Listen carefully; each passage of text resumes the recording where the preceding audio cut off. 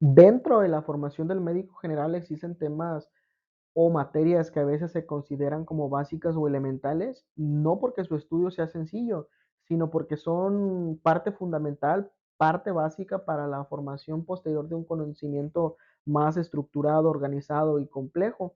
Un ejemplo es el estudio de la célula, iniciando por la membrana y sus constituyentes internos, que te permiten posteriormente una articulación de conocimiento con endocrinología, neurología, fisiopatología, farmacología, inclusive fisiología ya enfocada a órganos y sistemas.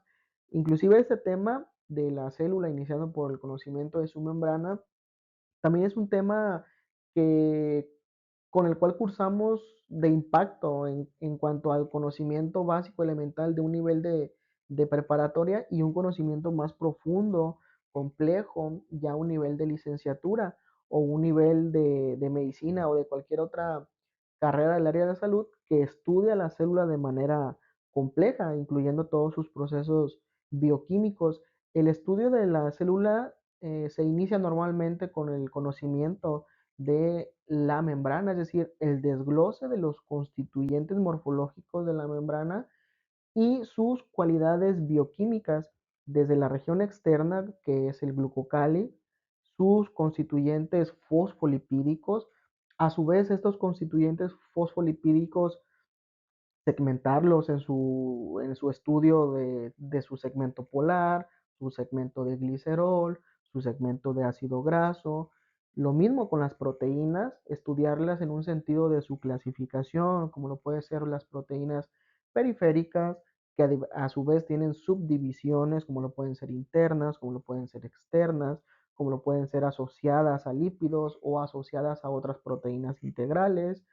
El mismo estudio también de las proteínas integrales que puede ser en base a su clasificación, acorde a sus funcionamientos, por ejemplo, el estudio de poros proteicos, de canales proteicos selectivos para un determinado electrolito, de canales proteicos dependientes de voltaje o dependientes de ligando, de canales proteicos con compuertas o sin compuertas, y dentro también de las proteínas integrales, el estudio específico de proteínas como lo son las bombas de protones.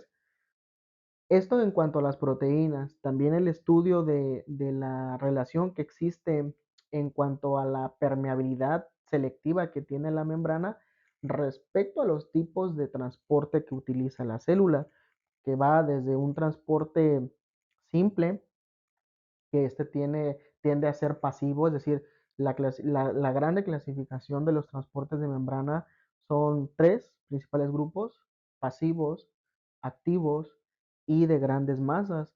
Dentro de los transportes pasivos, pues obviamente el estudio y el desglose de sus divisiones, como lo puede ser un simple, como lo puede ser un facilitado o un transporte especializado casi exclusivo del agua, como lo es la ósmosis. El transporte activo, que igual su clasificación, que puede ser un primario o un secundario, y dentro del secundario su subdivisión en un contratransporte y un cotransporte, o denominados sin portadores y antiportadores. Y dentro de los transportes de grandes masas, pues también su gran división, que es en los procesos de endocitosis y de exocitosis. Dentro de los procesos de endocitosis también su estudio segmentado acorde a la fagocitosis, a la pinocitosis o a la endocitosis mediada por un ligando. Y respecto a la exocitosis, también existe una subdivisión, que normalmente es una exocitosis constitutiva, que es una irregular, por así mencionarla, que básicamente estos procesos de exocitosis son productos de desecho, productos de eliminación, productos de un metabolismo básico de la célula y que no tienden a tener una organización o algo que lo desencadene, simplemente es parte del funcionamiento normal de la célula. Caso contrario, los procesos de exocitosis regulados, que como su nombre lo dice, existen determinados estímulos en la célula que condicionan o que detonan el proceso de exocitosis. Un ejemplo muy típico pueden ser las células beta pancreáticas, que liberan la insulina mediante un proceso de exocitosis regular, es decir, se requiere un detonante para que se libere estas vesículas que contienen la insulina. Iniciaríamos esta plática de una forma amena, amena en el sentido de entender a la célula como una unidad anatómica viva, funcional. Cuando nos preguntan cuál es la unidad anatómica y funcional del riñón, contestamos que la nefrona, es decir, la célula renal funcional. Cuando nos preguntan cuál es la unidad anatómica y funcional del sistema nervioso central, contestamos que la neurona. En base a estos principios, la célula es la unidad anatómica y funcional constituyente de cada órgano de nuestro cuerpo. Independientemente de las características anatómicas o funcionales o de localización de la célula, esta siempre tiende a cuidarse a sí misma, a protegerse a sí misma, a preocuparse por sí misma en el sentido de seguir cumpliendo sus funciones para las cuales fueron creadas independientemente del medio en donde se encuentre. Tanto así que cuando una célula es expuesta a un medio hostil, es decir, un medio que no es apropiado para el correcto funcionamiento, estas células tienden a sufrir procesos de adaptación, como lo puede ser atrofia celular, es decir, una disminución en cuanto al volumen celular, hipertrofia celular, es decir, un aumento en cuanto al volumen celular, hiperplasia, que es considerada como un aumento, no en cuanto a volumen, pero sí en cuanto al número celular, metaplasia, sustituciones de tejidos o inclusive aplasias celulares.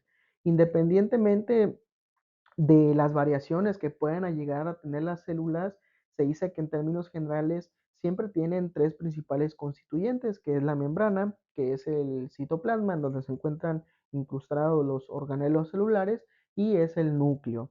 Y independientemente de si una célula tiene un tamaño de 7.5, 7.8 micrómetros, como lo puede ser un eritrocito, que de hecho el eritrocito pues sería una célula decadente de material genético, que su predecesor, el eritroblasto ortocromático, sí las tiene, o un tamaño un poco más grande, como el de un leucocito de 10 a 12 micrómetros, o un tamaño exageradamente grande para una célula como un ovocito, con un tamaño de aproximadamente 120 micrómetros, independientemente también del tiempo de vida de una célula, que puede ser tan corto como por ejemplo una célula epitelial del sistema digestivo, que puede vivir de 2 a 5 días, o un poco más como una plaqueta de 7 a 10 días, o un poco más como un eritrocito 120 días, o un poco más como una célula muscular o una célula del sistema nervioso central,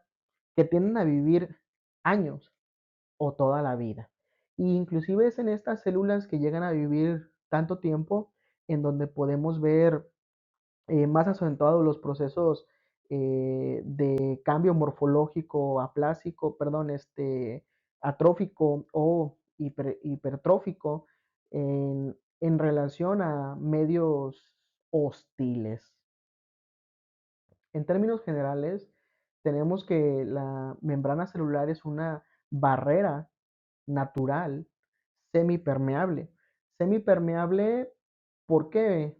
Porque depende de la sustancia que quiera pasar a través de esta membrana. La membrana tiende a dividir a la célula de sus componentes líquidos. La célula sabemos que está inmersa en un medio acuoso, es decir, fuera de la célula hay líquido en donde hay solutos. Dentro de la célula hay líquidos donde también existen solutos. La membrana tiende a impedir una comunicación directa entre estos dos compartimentos, directa, pero de manera indirecta sí llega a haber una interacción mediante los procesos de transporte que existen en esta célula.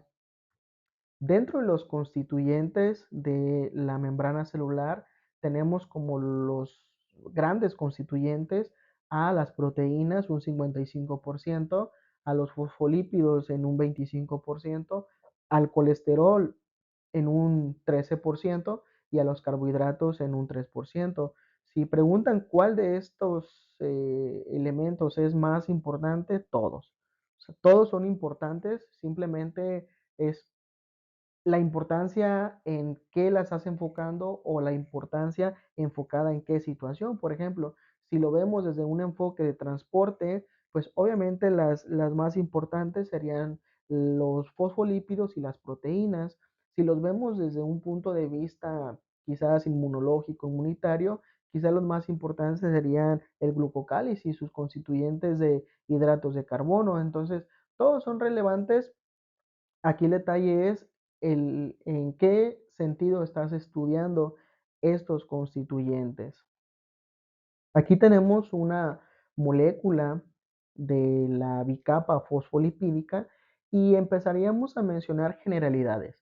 La generalidad número uno es que la membrana es una bicapa fosfolipídica, es decir, que está constituida por una, por así decirlo, por una capa externa y una capa interna, que la capa externa va a estar viendo hacia el líquido o va a estar en contacto con el líquido extracelular y tendríamos una capa interna que estaría en contacto con el líquido intracelular. Entonces, punto número uno es una bicapa fosfolipídica. Si agarramos una molécula de esa bicapa fosfolipídica, tenemos su estudio en base a sus constituyentes que le dotan de una cualidad muy especial. Se dice que esta molécula es anfipática. Anfipática, ¿por qué sentido? Por el sentido o por el hecho de que tiene una región que es polar, es decir, que es hidrosoluble, es hidrofílica y que tenemos un segmento de esta molécula que es apolar, que es hidrofóbica. Entonces, la peculiaridad de esta molécula es que es anfipática. Una región tiene una afinidad natural a estar en contacto con los líquidos y otra región trata de huir de estos líquidos, es decir, del contacto directo con estos líquidos. Tenemos también que en esta molécula actúan fuerzas. ¿Qué tipo de fuerzas? Actúan dos tipos de fuerzas. Fuerzas covalentes, que de hecho las fuerzas covalentes son las que mantienen la estructura intrínseca de la molécula, es decir, que tenga la forma que tiene. Son principalmente mediante enlaces covalentes entre el glicerol y el fosfato, entre el glicerol y los ácidos grasos. Respecto al glicerol con el fosfato, se encuentra unido mediante un enlace éster fosfórico y mediante el glicerol y los ácidos grasos mediante un enlace éster. Estos enlaces son resistentes, son fuertes, lo cual proporcionan una forma a la molécula. Hay fuerzas o enlaces, interacciones no covalentes, que son principalmente fuerzas electroestáticas, es decir, por interacciones entre fuerzas opuestas, eh, enlaces o puentes de hidrógeno, que también no son no covalentes, y interacciones dipolo, principalmente ion dipolo. Las iremos desglosando. Dentro del estudio de esta molécula, iniciaremos con el desglose o el estudio de su región polar. Esta región polar corresponde al fósforo, que en términos generales el fósforo se considera una molécula con carga neta negativa. Esta carga neta negativa es la que le da la facultad de interactuar con otro tipo de moléculas polares, como lo es el agua. Es decir, que desde su constituyente del fósforo, específicamente el oxígeno, interactúa con los hidrógenos del agua y se generan puentes de hidrógeno. Aquí tenemos una pregunta muy importante. ¿Cómo es que este grupo de esta cabeza polar de fósforo interactúa con el agua? Lo hace, punto número uno, mediante las interacciones electrostáticas. Es decir, como esta es una carga neta negativa y la molécula de agua En términos generales se puede considerar como neutra, pero en realidad es un dipolo, ya que sus constituyentes de hidrógeno tienen una carga neta positiva y sus constituyentes de oxígeno tienen una carga neta negativa. Entonces la molécula de agua tiende a ser un dipolo. Al ser un dipolo, interactúa el segmento positivo de esa molécula con el segmento negativo de la molécula del fósforo y se genera una atracción natural electrostática. Esta atracción natural y electrostática también marca la pauta para una posterior interacción mediante puentes de hidrógeno. Y esa sería otra interacción la cual existiría entre el segmento polar y el agua. Y una interacción ion-dipolo, que en general sería el ion, la molécula cargada negativamente, y el dipolo, pues la molécula de agua. Si bajamos un poco, nos damos cuenta que aquí existe una molécula de glicerol, el cual es un alcohol, que en términos generales tiene una capacidad muy peculiar, porque permite la articulación entre una molécula polar, el fósforo, pero también una molécula apolar como lo son las colas de ácidos grasos. Es decir, que el glicerol tiene la facultad, la capacidad de interactuar con ambas moléculas y permitir una articulación. Si se dan cuenta, o si lo viéramos desde ese punto de vista, el segmento más anfipático que hay en esta molécula sería el glicerol, ya que tiene esta capacidad de interactuar con ambas moléculas mediante enlaces covalentes, es decir, enlaces fuertes. Este glicerol forma, como lo comentaba, un enlace éster fosfórico con el fósforo, es decir, tiene el segmento hidroxilo del glicerol interactúa con el oxígeno del fósforo y se genera el enlace. En la parte inferior, el grupo hidroxilo interactúa con el grupo carboxilo y se genera pues este enlace fuerte. Respecto a las cadenas de ácidos grasos, ¿cómo es que estos ácidos grasos interactúan entre sí? Es decir, entre esta y esta, o bien entre esta cola de ácido graso y la siguiente, o sea, la de la siguiente molécula, esta con esta, esta con esta, esta con esta. Las fuerzas que se encuentran en esta región son también fuerzas electrostáticas, ¿sí? Son fuerzas electrostáticas, principalmente son fuerzas que se denominan dispersiones de London, lo cual nos dice que si bien esta es una molécula apolar, es decir, que no tiene una carga neta ni positiva ni negativa, lo que sí es un hecho es que la dispersión de London, que es el término que actúa en esta región, es que los electrones de estas moléculas están en constante movimiento y ese constante movimiento da cambios transitorios, es decir, da un polo o un dipolo transitorio entre uno de estos segmentos que posteriormente este dipolo transitorio genera un dipolo inducido en la molécula continua, es decir, que la interacción entre los ácidos grasos este y este con el que sigue, normalmente es a consecuencia de dipolos transitorios o espontáneos y dipolos inducidos, que son fuerzas débiles, o sea, exageradamente débiles, pero si ya unes esta con esta y esta con esta, es donde el término de la unión hace la fuerza, es donde toma una relevancia muy importante, ya que si lo vemos de manera individual, pues sí, serían uniones exageradamente débiles, pero si lo vemos como un todo, ya estaríamos dándonos cuenta que en realidad son fuerzas que generan una estructura y una tensión muy exacta de la bicapa fosfolipídica. Esto en cuanto a la molécula de fosfolípido. Posteriormente, tenemos la cualidad de la membrana, es decir, el hecho de que el fosfolípido tenga sus características polares, una articulación anfipática y sus ácidos grasos apolares, le dota de estas cualidades. Número uno, Será una barrera semipermeable. Semipermeable ante qué situación?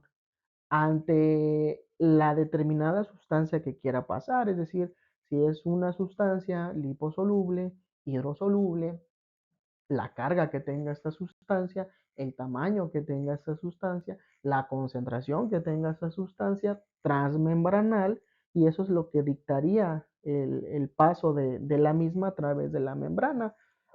Tendríamos la estructura y el citoesqueleto. Obviamente el citoesqueleto es conocido y es bien sabido que es proporcionado por microtúbulos, por filamentos de actina, etcétera.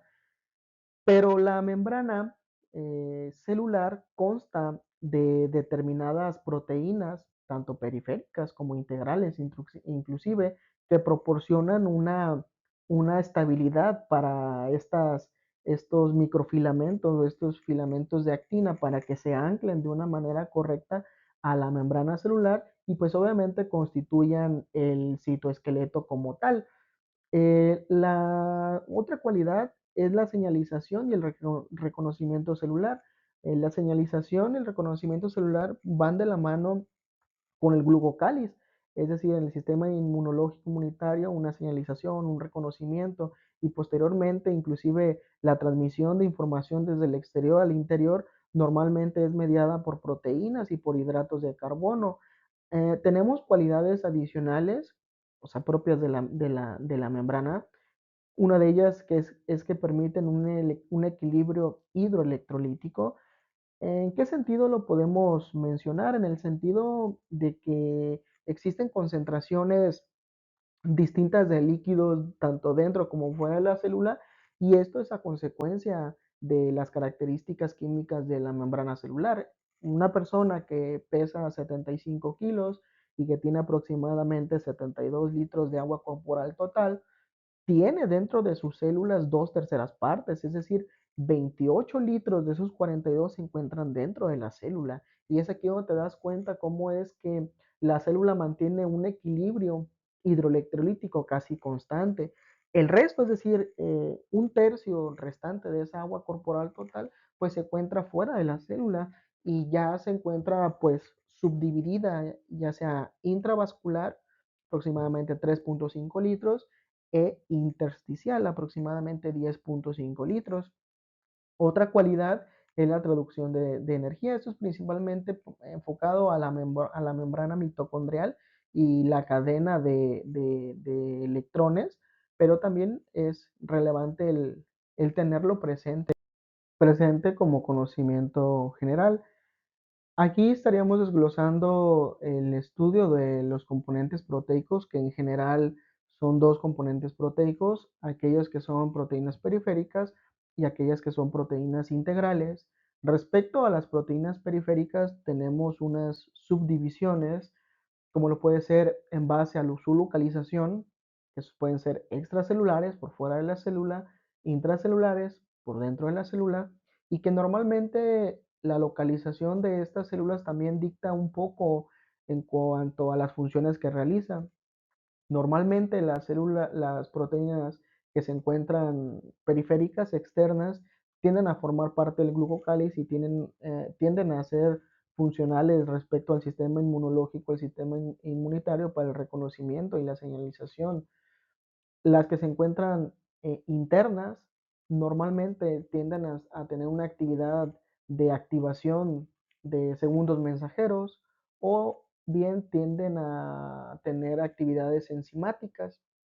Otra clasificación es la unión a la membrana celular. Sabemos que estas proteínas periféricas, ya sean externas o internas, pues están adheridas a la membrana, pero ¿mediante qué forma lo están haciendo? Mediante estos dos, ya sea proteínas periféricas asociadas a lípidos, cuya unión es principalmente por fuerzas electrostáticas y asociadas a proteínas integrales. Esas serían las principales anclajes o los principales anclajes de las proteínas periféricas en la membrana celular. Los dominios. Sabemos que en términos generales una proteína tiene un dominio negativo, es decir, una carga neta negativa, pero hay determinadas situaciones en las cuales los sitios activos de una determinada proteína tienden a tener cargas distintas a la carga neta total de la proteína. Un ejemplo puede ser que una proteína tenga un dominio, es decir, un segmento positivo generado a raíz de qué?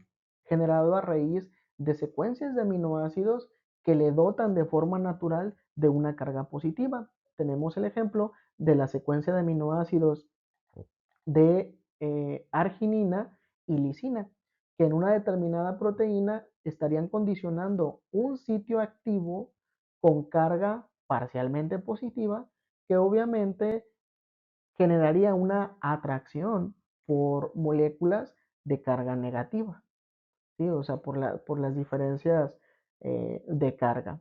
Otro ejemplo son aquellas proteínas que tienen segmentos negativos, es decir, sabemos que en general es negativa, pero hay segmentos que inclusive tienen una mayor negatividad y que inclusive son muy sensibles al reconocimiento de moléculas altamente positivas, como lo puede ser alguna molécula divalente, como el calcio o el magnesio. Y un ejemplo sería de segmentos negativos, aquellas secuencias de aminoácidos dentro de una proteína periférica de aspartato o glutamato o segmentos neutros. Entonces, esas serían algunas de las clasificaciones de las proteínas periféricas. Tendríamos, además de la clasificación de las proteínas periféricas, también tendríamos las cualidades de las mismas. Como cualidad número uno, el reconocimiento celular, principalmente aquellas que se encuentran fuera, externas de la membrana, la comunicación, que es la transmisión de señales desde una región interna a una región interna con la activación de segundos mensajeros y la posterior respuesta de la célula ante ese estímulo externo. Estabilización del citoesqueleto. También aquí es importante el mencionar o el resaltar que algunas proteínas de membrana periférica como espectrinas o anquirinas tienden a ser proteínas que permiten el correcto anclaje de filamentos de actina, es decir, los filamentos de actina que se encuentran dentro de la célula se anclan a estas proteínas periféricas como la espectrina o la anquirina y generan un adecuado citoesqueleto. Actividad enzimática, también hay proteínas principalmente que se encuentran internas, es decir, periféricas internas, con actividad enzimática, como lo puede ser la fosfolipasa C, que cataliza funciones de fosfolípidos. Existen otro tipo de proteínas periféricas que no entran como tal dentro de la clasificación de proteínas periféricas, como lo puede ser la, la acetilcolinesterasa, que es una proteína que efectivamente se encuentra en la periferia externa de la región sináptica y que tiene una actividad de degradación de un neurotransmisor que es la acetilcolina. Entonces, sería como también un ejemplo de alguna proteína periférica con una actividad enzimática. Los siguientes tipos de proteínas son las integrales, dejamos atrás las periféricas. Respecto a las integrales, tenemos sus clasificaciones que van acorde al funcionamiento que realizan. Tenemos aquellas proteínas integrales que van a actuar como canales iónicos, que pueden ser canales iónicos selectivos para un determinado electrolito, como puede ser potasio, calcio, sodio, magnesio, cloro, aquellos canales que pueden ser activados o no por voltaje, activados o no por ligando, con o sin compuertas. Tenemos los poros proteicos, que un ejemplo típico son las acuaporinas, que son una vía de transporte de agua y otras moléculas como la urea, transportadores con cambios conformacionales dentro del tipo 1 y del tipo 2, que son los canales y los poros proteicos, No existen cambios conformacionales como tal, o sea, de manera general, sí lo existen respecto a los importadores y antiportadores, que los importadores son aquellos que anteriormente conocíamos como cotransportadores y los antiportadores son los contratransportadores. Respecto a otro tipo de proteínas integrales son las bombas iónicas. Las más importantes y las más relevantes son la de sodio-potasio, sodio-calcio, sodio-hidrógeno, asociados a receptores de membrana. Recordemos que las proteínas periféricas están ancladas a la membrana, ya sea de manera directa con los lípidos o ya sea asociada a proteínas integrales, y es aquí donde existe una relación entre las proteínas integrales y las proteínas periféricas en la generación o en el reconocimiento de determinadas respuestas humorales o de neurotransmisión. También existen las proteínas integrales que generan una adherencia celular. Esta adherencia celular puede ser de célula a célula, es decir, de esta célula a su vecina, como un ejemplo puede ser la proteína integral caderina, y bien la adherencia entre la célula y la matriz extracelular. Un ejemplo de esta proteína integral es la integrina. El desglose de los tipos de proteínas integrales da como resultado las cualidades de las mismas. La primera cualidad es el transporte molecular iónico. ¿En base a qué circunstancias? En base a su gradiente de concentración, como lo puede ser mediante el uso de poros proteicos o canales proteicos, en contra de su gradiente de concentración, como lo es en base a, por ejemplo, el uso de bombas de iones. El reconocimiento de ligando, es decir, de aquellas respuestas externas de neurotransmisión o del sistema endocrino. Aquí hay una diferencia en cuanto a conceptos. Por ejemplo, tenemos alguna molécula que químicamente es la misma y puede ser considerada un neurotransmisor o puede ser considerada una hormona. Esto depende de dónde se libera y a dónde se libera.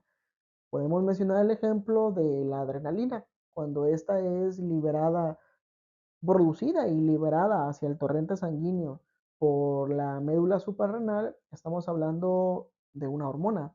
Cuando esta es sintetizada y liberada por el sistema nervioso central, estamos hablando de un neurotransmisor. En este caso, el reconocimiento del ligando va enfocado al reconocimiento de estas moléculas, llámese hormona o llámese neurotransmisor. La adherencia especializada. Aquí hay un punto muy importante o un ejemplo médico muy importante, que es la membrana hematoencefálica, la cual es o está constituida por células endoteliales que impiden el paso de sustancias nocivas y tóxicas al sistema nervioso central. En términos generales estamos hablando que es una unión exageradamente estrecha entre las células endoteliales que normalmente es proporcionada por proteínas integrales, específicamente dos proteínas integrales, claudinas y ocludinas, que son las que condicionan esta unión tan estrecha entre las células endoteliales que impiden el paso normal de sustancias tóxicas hacia el sistema nervioso central. El mantenimiento del potencial de membrana, este mantenimiento del potencial de membrana es principalmente y en la mayoría dictado por el flujo pasivo mediante canales selectivos de potasio y de sodio, y otra parte del potencial de membrana es proporcionado por las bombas iónicas. ¿Cómo lo desglosaremos o cómo lo conoceremos? En el apartado de los canales iónicos selectivos para determinado electrolito y en el estudio también de las bombas de iones. Actividad enzimática. Las proteínas integrales, al igual que las periféricas, también pueden llegar a tener una actividad enzimática, como lo puede ser el ejemplo de la adenilato ciclasa, que cataliza o transforma el ATP en un AMP cíclico como segundo mensajero. Dentro del panorama abordaremos los transportes pasivos, activos y sus subtipos, iniciando con el pasivo y sabiendo que ese se subdivide a su vez en un simple, es decir, aquel transporte que va directamente por el espacio intermolecular de la bicapa fosfolipídica, es directo. Se puede también hacer uso de poros proteicos como lo son las acuapurinas, facilitado mediante canales proteicos, o bien una difusión osmótica, que es un proceso por el cual el agua pasa o tiende a seguir a el gradiente de mayor concentración de solutos. Es decir, que el agua va de una región con poco soluto a una región donde existe una gran cantidad de solutos. En términos generales, ese transporte no requiere el uso de energía, es una forma en la cual la célula ahorra energía respecto a la movilización de estos electrolitos, hace uso simplemente de fuerzas de gradientes de concentración, de gradientes electroquímicos, y para ese transporte, principalmente para el facilitado mediante canales proteicos, se requiere una deshidratación de las moléculas que vayan a pasar por los canales para que al momento que se genere esta deshidratación molecular, se genere una reducción del tamaño de la molécula, y al reducir el tamaño de la molécula sea más fácil su movilización. Si no existiera este proceso de deshidratación, esta molécula pues tendría un tamaño mayor y quizás sería necesaria una fuerza externa, como lo puede ser el uso de ATP, para movilizar estas moléculas. No se utiliza ATP gracias a que estos canales proteicos tienen la facultad de deshidratar a las moléculas de forma parcial o de forma total, o bien sustituir las moléculas de agua, es decir, deshidratarlos, pero agregar algunas moléculas de oxígeno y que permita el paso del electrolito de una región a otra región. En general no se utiliza ATP, en general se utilizan fuerzas electroestáticas y se utilizan gradientes de concentración. El siguiente transporte es un transporte activo, que en términos generales si hace uso de ATP de manera directa, como es el caso del transporte activo primario. El ejemplo típico son las bombas de sodio-potasio ATPasa, que constantemente están bombeando tanto sodio como potasio a una región de la membrana. En el caso del sodio, constantemente están sacando el sodio de la célula, y constantemente están metiendo el potasio hacia la célula, lo cual genera gradientes de concentración basales. Los desglosaremos más adelante. Transportes secundarios, que son ejemplos, un simporte. Un tipo de simporte es SGLT, que esto se subdivide una vez en SGLT 1 y 2, que normalmente son contrasportadores que utilizan el gradiente del sodio para el paso de alguna otra molécula, en este caso, moléculas de glucosa. En el caso de los CGLT1, pasan dos moléculas de sodio con una de glucosa. En el caso de los CGLT2, pasa una molécula de sodio y una molécula de glucosa. Los antiportes, que son contratransportadores, utilizan el gradiente igual del sodio para movilizar una molécula en contra de su gradiente. Un ejemplo típico es el antiportador NCX, que transporta sodio hacia dentro de la célula y saca calcio fuera de la célula. Este antiportador principalmente se encuentra en tejido miocárdico y en tejido muscular. ¿Por qué razón? Porque recordemos que el calcio es un catión que puede utilizarse como gatillo para el detonante de una función. Es decir, que mientras el calcio se encuentre en la región citoplasmática, es decir, interna, dentro de la célula, su misma presencia hace que se desencadenen procesos internos que deben de ser regulados. ¿De qué forma? Secuestran el calcio, es decir, el calcio se encuentra secuestrado, ya sea en el retículo endoplasmático o en el retículo sarcoplasmático. Cuando este sodio, perdón, este calcio tiende a encontrarse en el citoplasma, rápidamente se hace uso de canales para ya sea sacar el calcio fuera de la célula, como lo puede ser el ejemplo típico de este antiportador, o bien meter el calcio dentro del retículo endoplasmático o dentro del retículo sarcoplasmático y así evitar que este calcio detone funciones que no deberían de encontrarse hasta que tengan que encontrarse, ya sea mediante estímulos externos, como lo puede ser una contracción muscular con la presencia de la despolarización previa de la membrana celular que desencadene la salida del calcio hacia la región intracelular. Tenemos, bueno, en términos generales, que unos hacen uso de los gradientes y de fuerzas electroestáticas. Tenemos también que los transportes activos pues hacen uso de ATP de manera directa o indirecta.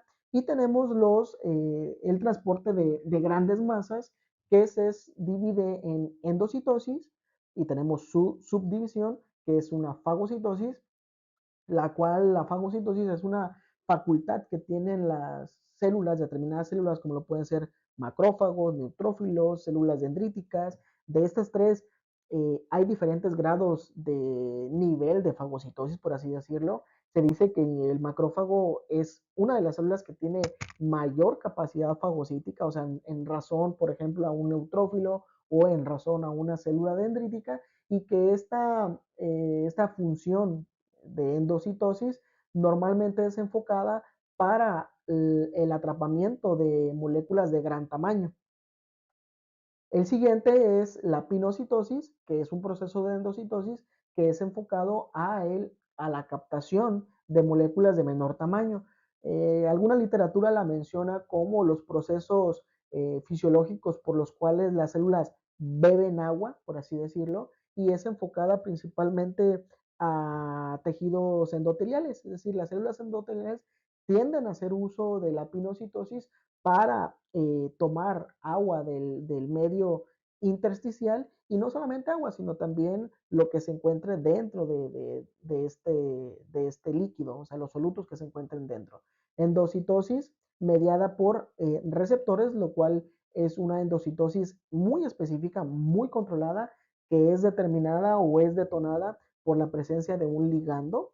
Eh, el otro tipo es la exocitosis, que se divide en dos, una constitutiva, la cual es una forma por la cual la célula se deshace de materiales internos. Normalmente la constitutiva no es regulada, es decir, simplemente forma parte de un proceso natural y normal de la célula, son procesos de desecho celular, son procesos del metabolismo de la célula normal, o sea, que constantemente lo están haciendo, pero no de una forma muy regularizada. Y regularizada me refiero a que no hay detonantes específicos que lo digan o que lo normen que lo haga. Caso contrario, aquella exocitosis regulada es un proceso por el cual la célula genera estas vesículas de liberación, pero siempre y cuando exista un detonante o una alarma que diga a la célula que es el momento correcto para liberar estas moléculas. Un ejemplo típico que mencionamos es las células beta pancreáticas que liberan insulina mediante procesos de exocitosis regulada, es decir, se requiere una señal para que esto suceda. Respecto al desglose del transporte pasivo, tenemos ese término que es una difusión pasiva, la cual se refiere al movimiento de las moléculas de una región de alta concentración a una región de baja concentración sin el uso de energía como tal, simplemente la energía en razón a su gradiente electroquímico, tenemos el punto número uno, que es el paso directo por los espacios intermoleculares de la membrana o de la bicapa fosfolipídica mediante el uso de canales eh, proteicos, poros proteicos y mediante el uso de canales proteicos. Respecto al paso de las sustancias o las moléculas de manera directa por la membrana celular, ¿cómo es que lo hacen? O sea, ¿cómo es que una molécula pasa de manera directa por este medio y no hace uso de un poro o no hace uso de un canal? Esto depende principalmente, más no exclusivamente, de su liposolubilidad. Es decir, moléculas como el oxígeno, como el dióxido de carbono, como el nitrógeno, como el etanol, como el óxido nítrico, tienen una gran liposolubilidad y por ende una gran capacidad de difundir de manera directa por la bicapa fosfolipídica, pero no son las únicas, también hormonas liposolubles como lo son la testosterona, la aldosterona, el cortisol, los estrógenos, tienen esta misma facultad. Algunas otras sustancias como vitaminas, principalmente de la vitamina A, la vitamina D, la vitamina E y la vitamina K. De hecho, un dato que nadie pidió, pero recordar los factores de coagulación K dependientes son el 2, el 7, el 9 y el 10. Independientemente de si la molécula tiene la facultad por su capacidad de liposolubilidad de difundir de manera directa por la bicapa, existe otro término denominado velocidad de difusión. Es decir, que existen otros factores condicionantes que hacen que una molécula que ya por sí misma es liposoluble pase de una manera rápida o de una manera lenta. Estos factores son el grado de concentración, el tamaño de la molécula, la superficie por la cual va a pasar la molécula, el espesor de la membrana, la temperatura del medio, el pH del medio, entre otros. Tenemos también el segundo, que es mediante el uso de poros proteicos. Este principalmente es para que pasen sustancias no liposolubles, es decir, moléculas hidrosolubles, principalmente un ejemplo típico son las acuapurinas, que son canales poros proteicos que van desde el 0, o sea, la acuapurina 0 a la 12, y que son vías por las cuales el agua pasa de una región a otra, pero no solamente agua, sino que también pasan moléculas como la urea. Los canales proteicos, que esos pueden ser selectivos para un determinado electrolito y selectivos entre comillas, porque el hecho de que digamos que un canal es selectivo, por ejemplo, para potasio, sí es cierto, o sea, tiene mayor afinidad para el paso de potasio, pero no significa que solamente pase potasio por ahí, también pueden pasar otros electrolitos, simplemente es más selectivo, más específico para el reconocimiento, la deshidratación del potasio y el paso del potasio. Cuestiones que iremos desglosando cuando lleguemos al apartado de los canales proteicos selectivos, tanto los selectivos de potasio, los selectivos de sodio, los selectivos de calcio, los selectivos de cloro, etcétera. Respecto al término de difusión, mencionábamos que es un término que se utiliza para referirnos a aquel movimiento de las moléculas, de las partículas, de un lugar de una baja concentración a un lugar de alta concentración, pasando por una membrana semipermeable. Las bases es que es un proceso fisiológico natural de movimiento molecular, va de un flujo de alta concentración a un flujo de baja concentración y tenemos un diagrama en el cual tenemos la molécula A que interactúa o choca con la molécula B en la cual se genera una transferencia de energía cinética cuya relevancia en medicina es importante que este movimiento molecular es determinado o es condicionado por la temperatura, es decir, a mayor temperatura, mayor movimiento molecular, a menor temperatura, menor movimiento molecular y también el tamaño de las moléculas. Normalmente las moléculas de menor tamaño tienden a ser más afectadas por ese tipo de movimientos moleculares, que en términos generales son movimientos aleatorios y constantes. Esta difusión tiende a tener una velocidad.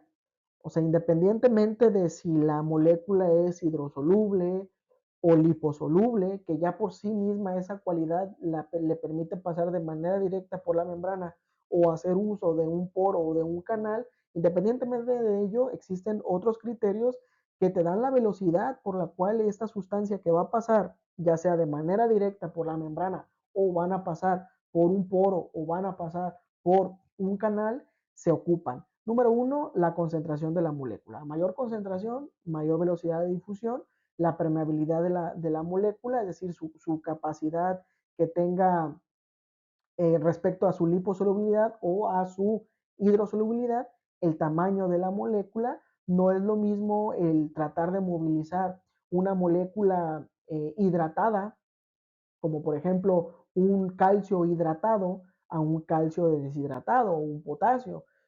Son cuestiones distintas. La temperatura, el área de difusión, y no solamente el área de difusión, es decir, no solamente la extensión de la membrana celular como tal, sino también en esa extensión de difusión, la presencia de cuántos canales para para la determinada molécula que va a pasar. Por ejemplo, en términos generales, existe en una célula normal, típica, una mayor cantidad de canales selectivos para el flujo pasivo de potasio que para el flujo pasivo de cualquier otro electrolito.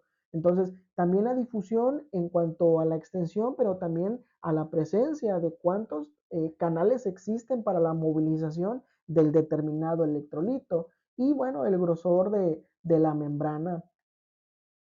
Tenemos en cuanto al segundo transporte o grande grupo de transporte, que son los transportes activos, tenemos una clasificación básica que es el primario, mediante el uso de las bombas transportadoras. Mencionábamos las más relevantes son las bombas de protones de sodio, potasio, cuya función principal es contribuir a la negatividad interna de las células, contribuir a la disociación de concentraciones que existe entre el sodio y el potasio dentro y fuera de la célula.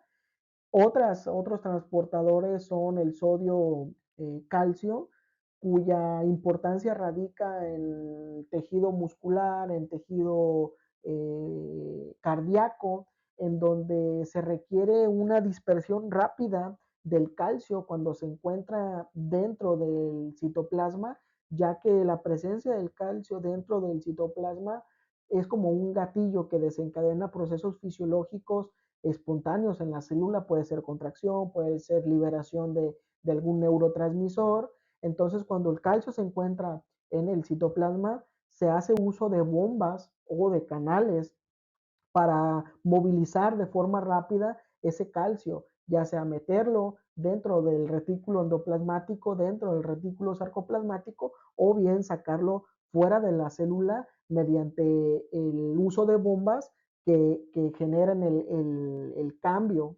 de, por ejemplo, sodios por calcios, y así se disperse de manera pronta el calcio que se encuentre dentro de la célula. El secundario, que es el sin portadores y antiportadores, tenemos este diagrama donde tenemos la membrana celular, tenemos una pérdida de la continuidad por la presencia de una bomba, o sea, una bomba de electrones y un sin portador. Respecto a las moléculas que se encuentran disueltas, mencionaremos el ejemplo típico de una bomba de sodio-potasio. Las moléculas, las moléculas azules van a ser sodios y las moléculas cafés van a ser potasios. ¿Cómo es que la célula se encuentra dispuesta? Tenemos la región extracelular y la región intracelular. Si nos fijamos en la imagen, dentro de la región extracelular tenemos una gran cantidad de sodio, mucho sodio, mucho sodio, mucho sodio. Dentro de la célula tenemos poco sodio, poco sodio, poco sodio. Caso contrario, dentro de la célula tenemos una gran cantidad de potasio, mucho potasio, mucho potasio. Fuera de la célula, poco potasio, poco potasio. Esta diferencia en cuanto a la concentración de potasio y de sodio, es decir, una mayor concentración de sodio fuera de la célula, una mayor concentración de potasio dentro de la célula, es principalmente por la función de la bomba sodio-potasio ATPasa. Una célula promedio se dice que tiene 800,000 a millones de bombas sodio-potasio, es una cantidad tremenda que en términos generales funciona de la siguiente forma. Esta bomba moviliza 3 moléculas de sodio desde el interior de la célula hacia el exterior de la célula. Es decir, está constantemente bombeando sodio desde el interior hasta el exterior. ¿Condicionando qué? Condicionando un acúmulo de sodio, es decir, generando un gradiente de concentración, una gran cantidad de sodio, que posteriormente, ¿qué va a pasar con ese sodio? Por cuestiones naturales, por cuestiones fisiológicas, la gran concentración de sodio va a tender a buscar una difusión pasiva hacia el interior. Es decir, va a querer ir de su región de mayor concentración a su región de menor concentración. Es decir, se van a generar aquí los procesos de difusión pasiva del sodio, generados por el funcionamiento de la bomba. Tenemos el otro extremo, en donde constantemente la bomba está bombeando 2 moléculas de potasio desde el exterior de la célula hacia el interior de la célula. ¿Qué genera? Genera que esta movilización del potasio condicione una gran acumulación de potasio dentro de la célula y aquí se vuelve a repetir el ciclo. Todo este acúmulo de sodio intracelular por cuestiones naturales de concentración va a tender a buscar una salida, es decir, va a tender a difundir de una región de mayor concentración a una región de menor concentración. Estaríamos hablando de los procesos de difusión pasiva de potasio, de difusión pasiva de sodio, que no requieren el uso de ATP de manera directa. Tenemos un simportador, es decir, un cotransportador que hace uso igual del gradiente de concentración del sodio, ¿sí? Que recordemos que al estar concentrado tiende a buscar o a ir a su lugar de menor concentración. Y en este ejemplo, el paso del sodio de un gradiente de mayor concentración a uno de menor concentración mediante un simportador, se le une una molécula de glucosa. ¿Sí? En este caso estaríamos especificando una molécula de glucosa, entonces tendríamos un transportador o un cotransportador como el SGLT que transporta sodio y glucosa hacia el interior de la célula. Tenemos como punto destacable la ósmosis, que es un proceso de difusión por el cual el agua tiende a movilizarse a la zona en donde se encuentre una mayor concentración de solutos. En el esquema siguiente tenemos dos polos. El primer ejemplo es cómo existen casi concentraciones de agua similares tanto del lado izquierdo como del lado derecho. En este ejemplo, el proceso de ósmosis todavía no está iniciado, está en proceso de iniciar. Cuando inicia el proceso de ósmosis, el agua que se encuentra en esta región, que es donde se encuentra la menor cantidad de solutos, tiende ahí a difundir, es decir, a irse de poco en poco sobre o trans una membrana semipermeable de un espacio de menor concentración de soluto a donde existe la mayor concentración de soluto. Cuando pasa un tiempo determinado, se genera esto. El agua que se encontraba en esta región donde existe una menor concentración de soluto tiende a disminuir el volumen de agua. ¿A dónde se fue? Se fue a esta región. ¿Hasta qué punto? O sea, ¿hasta qué punto el agua deja de difundir de esta región de menor concentración de soluto a esta región de mayor concentración de soluto, hasta el punto en el que interviene una presión osmótica, la cual la presión osmótica nos dice que es la presión necesaria para que se interrumpa el flujo de agua sobre una membrana semipermeable. Es decir, que en esta región se genera un aumento de presión osmótica a tal punto que se frena la difusión del agua. Es decir, que se mantiene un equilibrio no en cuanto a la cantidad igual de líquido de un lado a otro, sino que se mantiene un equilibrio constante que permite el correcto funcionamiento, ya sea de un lado de la membrana celular o de otro lado de la membrana celular. Un ejemplo muy típico es cuando hacemos uso de los términos de soluciones hipertónicas, soluciones hipotónicas, soluciones isotónicas, en la cual simplemente tratan de explicarnos cómo es que el agua sigue a el soluto. En el caso de que tengamos una célula inmersa en un medio con alta concentración de soluto, es decir, una solución hipertónica, el agua dentro de la célula va a tender a salir por los procesos de ósmosis fuera de la célula. ¿Por qué? Porque recordemos que el agua seguirá a la zona en donde se encuentra una gran cantidad de solutos. Entonces, ¿qué pasará con esta célula? Esta célula va a tender a deshidratarse. ¿Por qué?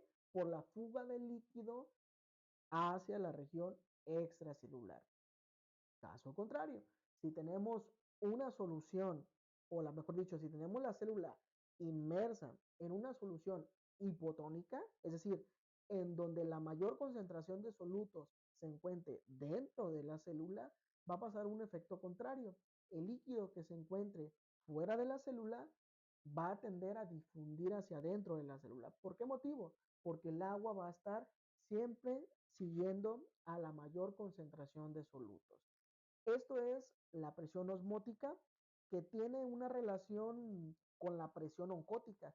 En medicina van a escuchar el término de presión osmótica, que es básicamente esto que menciono, es la presión necesaria para hacer que el agua disminuya o se cese el flujo mediante una membrana semipermeable, y van a también escuchar el término de presión oncótica o presión coloidosmótica, lo cual también es un tipo de presión osmótica, pero funcional.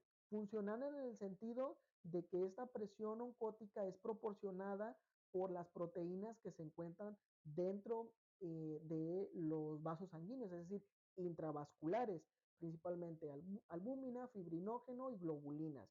Estas proteínas van a actuar como solutos, es decir, la presencia de estas proteínas intravasculares van a actuar como solutos cuyas variaciones de presión, es decir, variaciones de la presión osmótica, van a permitir o la salida del líquido, ya sea desde la región intravascular hacia el intersticio, o bien desde la región intersticial hacia la región intravascular. Es decir, estaríamos hablando en esencia bioquímica de procesos de presión osmótica, pero ya enfocados a un tema de microcirculación, cuyos temas de microcirculación pues resaltan el conocimiento y el entendimiento del capilar como una unidad anatómica y funcional de difusiones y de presiones hidrostáticas y coloidosmóticas que permiten una entrada y una salida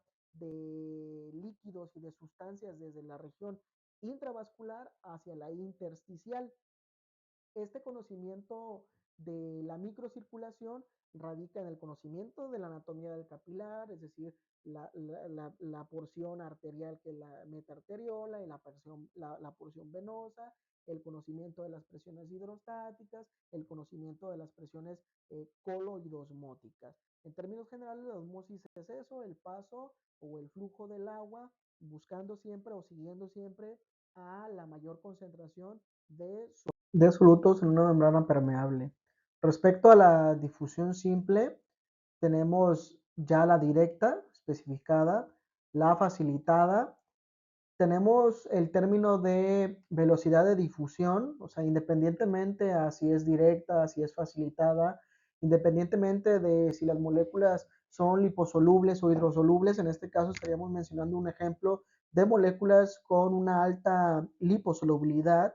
Tenemos dos grandes grupos, unos que son de una difusión alta, es decir, una velocidad de difusión alta, como es el oxígeno, el nitrógeno, el dióxido de carbono, el etanol, y unas de velocidad de difusión baja, como lo son el cortisol y la aldosterona. Ambos grupos, o sea, tanto las moléculas de alta velocidad de difusión como las de baja velocidad de difusión, son liposolubles. Es decir, tienen esta característica química natural de pasar de manera directa por la bicapa fosfolipídica.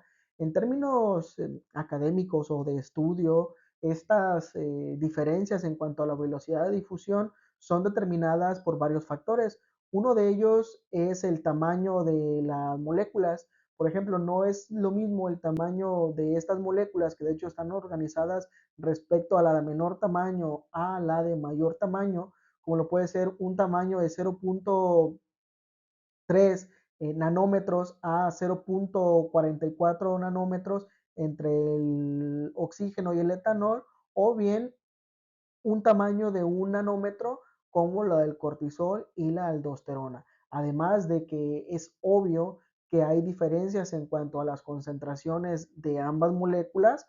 Recordemos que no solamente es el tamaño molecular, sino también la concentración de la molécula, las que influyen en la velocidad de difusión, ya sea una difusión rápida o una difusión lenta. En este caso es resaltar el ejemplo del tamaño molecular, o sea, moléculas pequeñas versus moléculas grandes.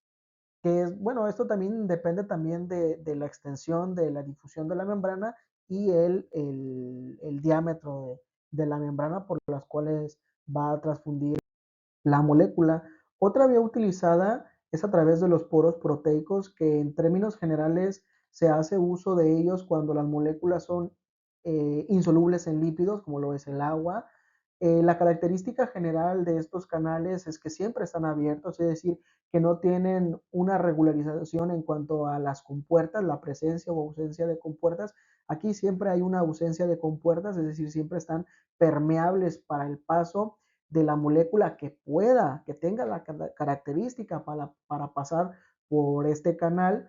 El ejemplo típico son las acuapurinas, que son canales proteicos que van desde la acuapurina 0 a la 12 y que permiten el paso casi siempre constante y fluido del agua, además de otro tipo de moléculas. Un ejemplo muy típico en contraste a el saber por qué en estas acuapurinas pasa una mayor cantidad de agua en relación a otra molécula es la disociación en cuanto a los tamaños moleculares. Se dice, o si ponemos en contraste a unas determinadas acuapurinas, como lo puede ser la acuapurina 7 y la acuapurina 9, que tienen una gran selectividad para pasar tanto agua como urea. Si las ponemos en contraste, ¿por qué pasa una mayor cantidad de agua que de urea? Es por los tamaños moleculares. Agua versus urea, se dice que es 1000 veces mayor la difusión de agua ante la urea en algunos canales, algunos poros proteicos por las diferencias en cuanto a tamaños. Además, en cuanto a la diferencia de concentraciones, si bien la concentración de agua pues obviamente es mayor en razón a las concentraciones de urea, también es una realidad que los tamaños de las moléculas de agua tienden a ser menores. Este es un ejemplo en el cual un canal tiene un diámetro mayor a 0.36 nanómetros que permite el paso de la molécula de urea que tiene un tamaño de 0.36 nanómetros. Es decir, que si estuviéramos ante la presencia de una acuapurina cuyo tamaño fuera de 0.28 nanómetros, estaríamos hablando de que sería muy selectiva para el paso de agua, pero no selectiva para el paso de la urea, ya que por el tamaño de la urea sería imposible pasar por esa acuapurina. En este caso, esta podría ser una acuapurina 7 o una acuapurina 9, la cual tiene el diámetro necesario para el paso de agua, pero también el diámetro necesario para el paso de otra molécula como la urea. Mencionamos el paso de moléculas por los poros proteicos, específicamente agua y urea. En este caso sería el paso de moléculas o la difusión de moléculas hidrosolubles ante canales proteicos. ¿Cuál es la diferencia entre los canales proteicos y los poros?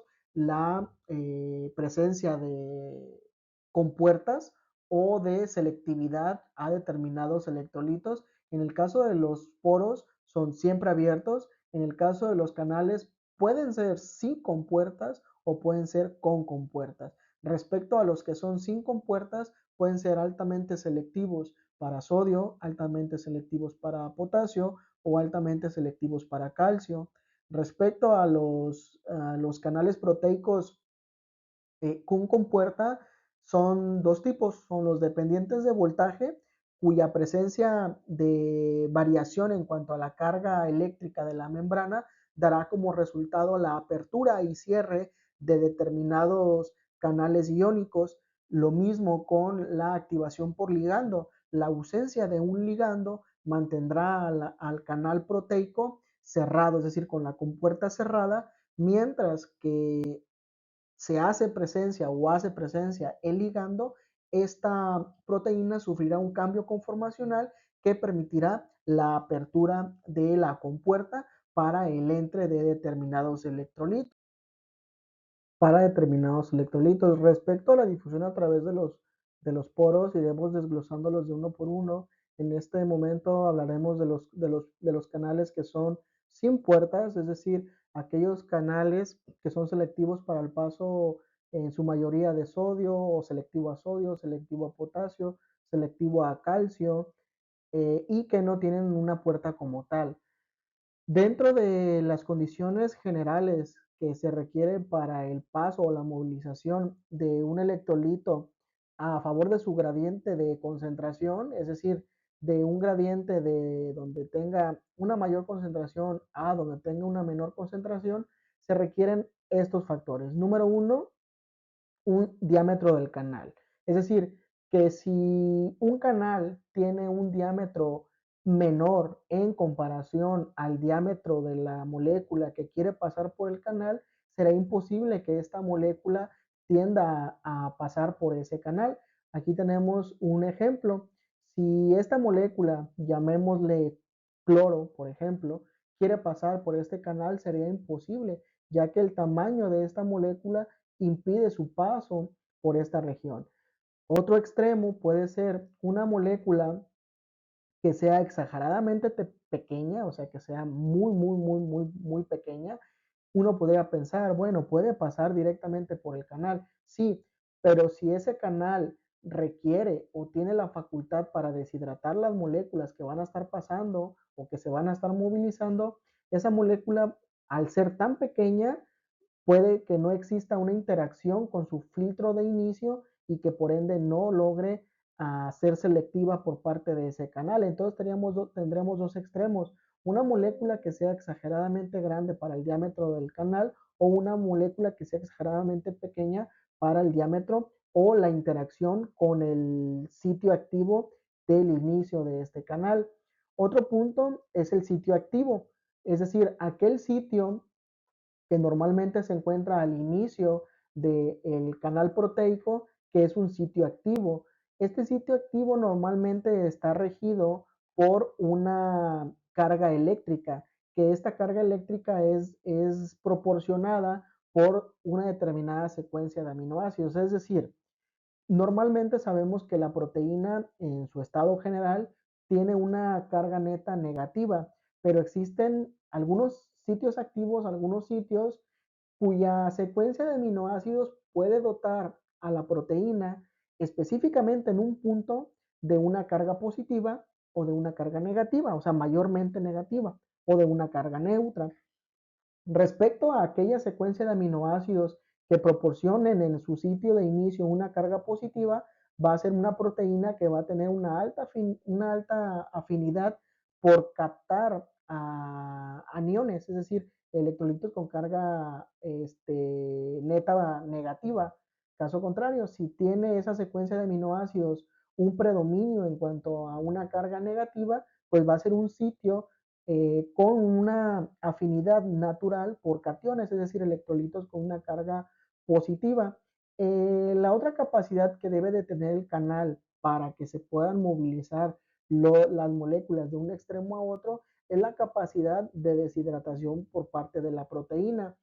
Los electrolitos, al estar inmersos en un medio acuoso, están hidratados, es decir, hay moléculas de agua adheridas a su superficie. Es como cuando una persona se mete a bañar, sale del baño y tiene en su cuerpo adherida agua.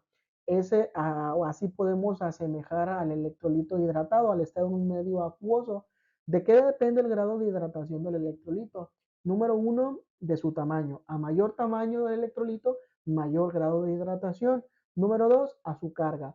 Normalmente los electrolitos que son divalentes, es decir, que tienen una fuerte carga positiva, tienden a atraer más a las moléculas de agua. Entonces, este canal debe de tener dentro de su estructura conformacional la capacidad de deshidratar de una manera parcial o de una manera total a una determinada molécula de un electrolito. Entonces, estos canales van a tener esos tres principales características para permitir el paso de una molécula a otra región. ¿Con qué finalidad se realiza esto? Esta finalidad de deshidratar la molécula es con la finalidad de reducir el tamaño de la molécula, porque cuando los electrolitos están hidratados normalmente tienen un tamaño mayor. Por ejemplo, en el caso del sodio, un tamaño no hidratado es de 0.095 nanómetros. En un estado hidratado es de 0.2 nanómetros. Entonces, normalmente las moléculas hidratadas tienden a tener un tamaño mayor.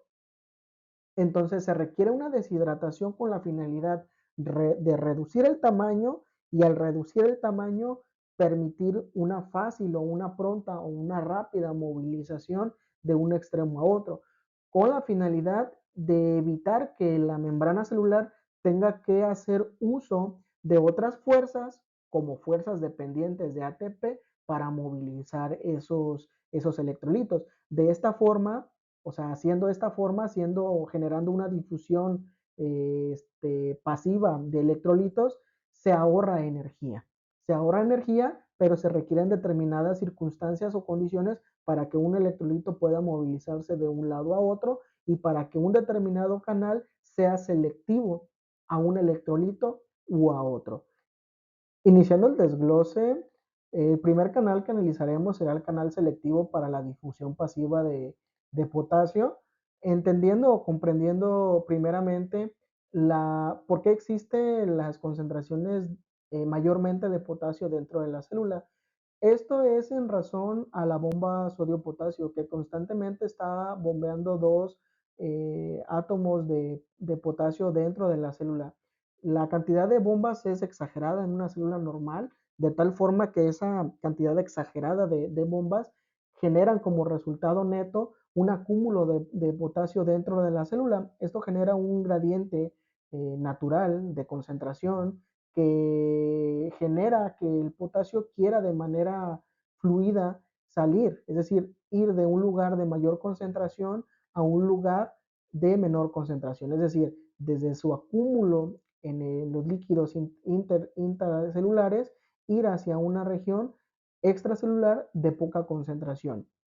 Esa es la primera primicia que hay que recordar. La segunda es que los electrolitos que se encuentran en un medio acuoso tienden a estar hidratados, ¿sí? El grado de hidratación depende de la superficie para hidratarse, es decir, del tamaño del electrolito, de su carga. Recordemos que cargas altamente positivas, como lo son electrolitos divalentes, tienden a tener un mayor grado de hidratación, Y tenemos aquí dos contrastes. Tenemos el contraste de un electrolito sodio con un tamaño menor al de un electrolito potasio. Ambos se encuentran en su estado hidratado. El sodio en su estado hidratado con un tamaño aproximado de 0.2 nanómetros, en su estado deshidratado un tamaño aproximado de 0.095 nanómetros, y en general el potasio tiende a tener un mayor tamaño tanto en su estado hidratado como en su estado deshidratado. ¿Esto por qué? Porque se encuentran disueltas en agua. En términos generales, se dice que un canal selectivo para la difusión de potasio es 1000 veces más permeable al potasio que al sodio. ¿Qué quiere decir esto?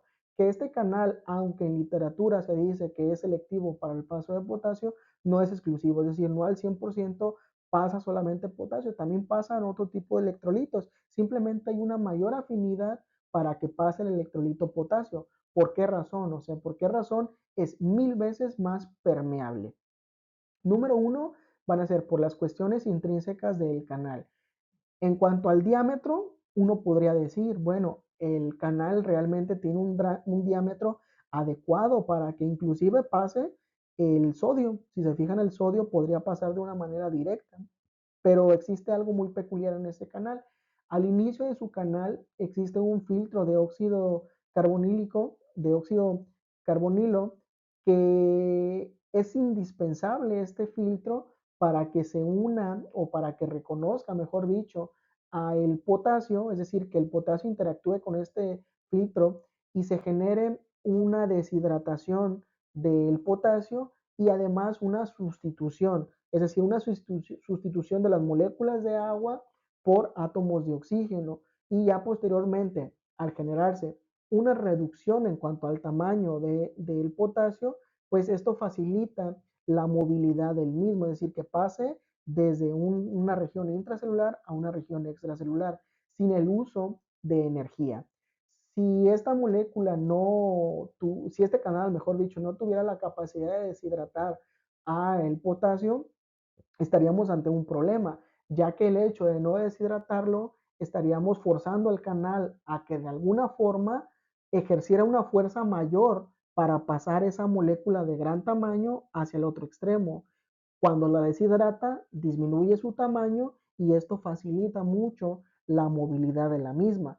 Y no solamente la movilidad de la misma por el canal, sino también las interacciones que existen entre molécula y molécula. Es decir, recordemos que uno de los puntos fundamentales de la difusión, es decir, del movimiento entre las moléculas aleatoriamente, es que aquellas moléculas que tengan un menor tamaño son más susceptibles a los movimientos aleatorios, al contacto con otras moléculas y por ende a la transmisión de fuerza cinética de movimiento que se traduce en temperatura, pero que en este caso se traduciría en una facilidad para mover la molécula, mejor dicho, el electrolito de un lado a otro. Eh, Pasa que con el electrolito sodio, aunque cumple respecto al tamaño, no logra deshidratarse y por ende no logra entrar de una manera adecuada o una manera reconocida, ya que es tan pequeño que su tamaño no interactúa con el filtro oxigenado y por ende no sufre una deshidratación y por ende no es selectivo para el paso por este mismo canal. Además del por qué es 1000 veces más permeable, el primera es por la selectividad que tiene por el filtro oxigenado y en segunda pues también es la cantidad de canales. Existe en una membrana celular basal una mayor cantidad de canales selectivos para la difusión de potasio que para la difusión de sodio. Entonces ese sería el segundo punto por el cual. Además, la desproporción en cuanto a los tamaños sería el punto número 3. Entonces, en términos generales, esto es lo que hace que un canal sea selectivo específicamente para el potasio y sea menos selectivo para el sodio. Y la finalidad de este canal es un ahorro energético. Es decir, la finalidad de este canal es movilizar electrolitos sin el uso de energía, es decir, reducir su tamaño para movilizarlos de una manera rápida, de una manera pronta, pero sin hacer uso de una fuerza extrema que requiera ATP para esta movilización. Es decir, la célula mediante la presencia de estos canales está ahorrando energía. Energía que si necesitara gastar, pues obviamente la pila básicamente se debería de convertir en una pila, por así decirlo. Tenemos el siguiente canal, que es un canal selectivo para la difusión de sodio. Y aquí tenemos igual los mismos contextos respecto a las moléculas disueltas en agua, están en su estado de hidratación, los electrolitos están de mayor tamaño en su estado hidratado, de menor tamaño en su estado deshidratado, y tenemos la primer orientación respecto a la acumulación de sodio, donde se encuentra la mayor cantidad de sodio fuera de la célula. Y aquí tenemos el boceto extracelular, intracelular. Las moléculas de sodio son las azules. Tenemos que el electrolito se encuentra principalmente fuera de la célula. ¿Por qué razón? ¿Por qué motivo? Por la bomba sodio-potasio, que constantemente está lanzando fuera de la célula tres electrolitos de sodio y está metiendo dos electrolitos de potasio. Entonces, eso quiere decir que la simple actividad de la bomba está acumulando gran cantidad de sodio fuera de la célula y gran cantidad de potasio dentro de la célula. La gran cantidad de sodio fuera de la célula genera pues el gradiente de concentración básico indispensable para hacer que el sodio tienda a buscar o el paso, mejor dicho, de un lugar de alta concentración a un lugar de baja concentración. ¿Cómo lo hace? Mediante el reconocimiento de su canal, o mejor dicho, el canal reconoce a este electrolito. En términos generales, el tamaño del canal es menor, es decir, si un electrolito potasio intentara pasar por el canal, no podría realizarlo de una manera adecuada, ya que el electrolito tiende a ser más extenso que el diámetro del canal, por el cual sí está acoplado, adaptado para que pase el sodio. Tenemos el tamaño del canal, aproximadamente 0.3 nanómetros, el tamaño del sodio hidratado 0.2 nanómetros y el tamaño del potasio hidratado 0.33 nanómetros. Es decir, este canal está diseñado para permitir el paso de moléculas pequeñas, por así decirlo. Llega el sodio, se genera una deshidratación parcial por el hecho de que este canal no tiene un filtro de oxígeno carbonilo, pero sí se genera una deshidratación y posteriormente ya pasa el sodio parcialmente deshidratado para volver a hidratarse. Aquí tenemos de respecto a las características del canal, que está diseñado para deshidratar parcialmente a el sodio y que tiene una ausencia de carbonilo. En cuestiones de resumen, por así decirlo, se requieren estos pasos para la movilización del electrolito de un extremo a otro.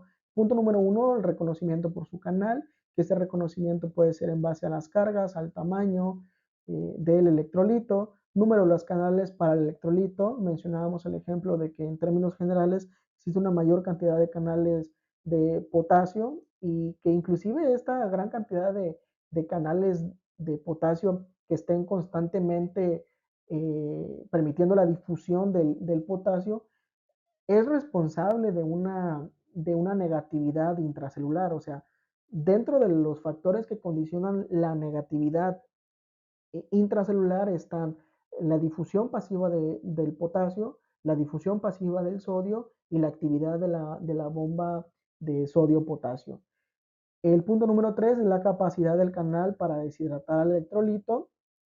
Y bueno, ya los grados de hidratación dependerán del tamaño de la molécula, de su carga. Tenemos ejemplos en el cual existe una menor deshidratación en el caso de que el electrolito sea monovalente, como el sodio o el potasio, y tendrá un mayor grado de hidratación en el caso de que sea divalente, como el calcio o como el magnesio. Tenemos aquí un ejemplo ahora sobre un canal selectivo para el calcio, Recordemos que el calcio es un electrolito, es un catión divalente con una importancia en el funcionamiento de células musculares, miocárdicas, neuronas, que en términos generales lo podemos considerar como un electrolito gatillo. Es decir, que la presencia del calcio a nivel citoplasmático genera de manera rápida o desencadena de manera rápida una respuesta por parte de la célula. Entonces, normalmente este calcio, cuando hace presencia intracelular, rápidamente se desencadenan canales y bombas que tratan de movilizar ese calcio, ya sea meterlo hacia el retículo endoplasmático o al retículo sarcoplasmático o sacarlo hacia afuera de la célula. Normalmente no existen canales meramente para un flujo constante, normal, de difusión pasiva de calcio, no lo existen. Esos son canales más regulados, inclusive son canales activados por ligando, por voltaje, es decir, no existe así como en el caso del potasio, del sodio, canales exclusivos que permitan una difusión normal, transitoria del calcio, ya que es un electrolito que las células lo cuidan mucho respecto a su presencia o a su ausencia. El canal tiene una característica muy importante que es un residuo carboxilados, que esos residuos carboxilados son secuencias de aminoácidos al inicio de su filtro que tienen una secuencia de aminoácidos que condiciona una carga neta mayormente negativa. Es decir, sabemos que la proteína en general, la proteína integral, tiene una carga neta negativa, pero esta secuencia en el filtro de inicio del canal de calcio tiene una secuencia específica de aminoácidos que aumenta más esa negatividad. Entonces tenemos dos cuestiones.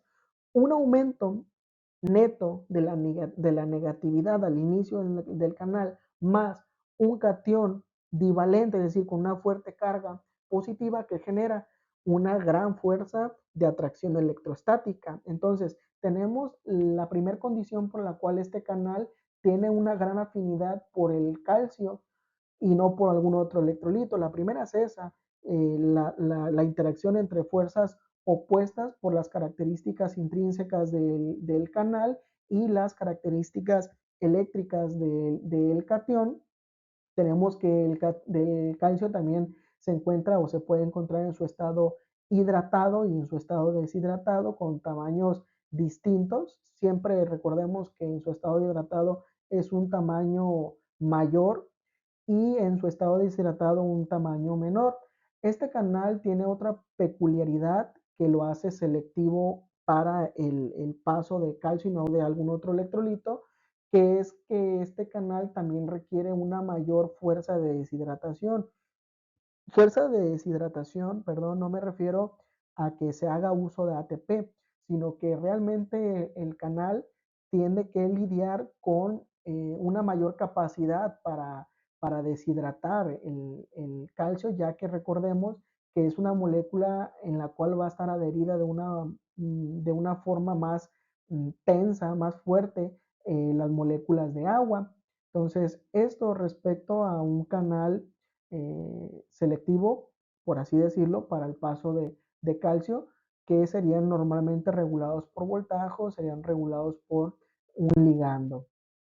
Tenemos posteriormente al reconocimiento del canal y su electrolito, la interacción que pudiera llegar a existir de fuerzas electrostáticas, de atracciones electrostáticas, de dipolos y todas estas cuestiones de fuerzas no covalentes, tenemos que cuando, independientemente del canal que estemos hablando, las moléculas, los electrolitos, perdón, tienden a pasar de un extremo a otro mediante un término denominado movimiento saltatorio. Es decir, que los electrolitos van pasando a lo largo del canal de un punto a otro de forma de salto, impulsados por el movimiento del catión o del electrolito que viene atrás. Es decir, el electrolito que viene atrás impulsa o genera un impulso cinético para el posterior movimiento y así sucesivamente hasta que el electrolito pasa de un extremo a otro. Deshidratado y ya posteriormente se vuelve a hidratar. Tenemos un último ejemplo de canales selectivos de electrolitos. En este caso, anteriormente habíamos hablado de cationes, en este caso mencionaremos un anión, que es el cloro. Normalmente el cloro va muy de la mano con el movimiento del sodio, es decir, a donde va el sodio va el cloro, pero sí existen canales selectivos para el paso exclusivo, por así decirlo, de cloro, cuyas características son las siguientes. Requiere el canal una o tiene una capacidad de deshidratación parcial para el cloro, es decir, porque sabemos que es un anión, entonces no tiene un gran grado de hidratación por parte de las moléculas de agua. Los canales tienen grupos polares, es decir, una secuencia de aminoácidos con carga positiva que atraen el anión, es decir, en condiciones generales mencionamos que las proteínas tienen una carga negativa.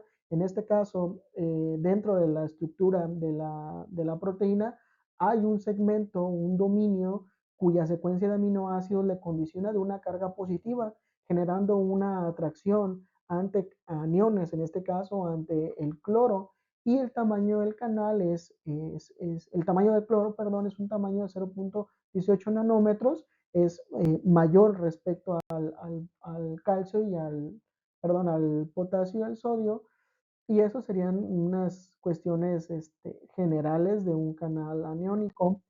Tendríamos como siguiente punto relevante los canales proteicos, pero ahora activados por voltaje. Es decir, aquellos canales que necesitan una ayudada para que generen su función. Se dice que son canales con mayor regularización, con mayor selectividad y más específicos para el flujo de determinados electrolitos.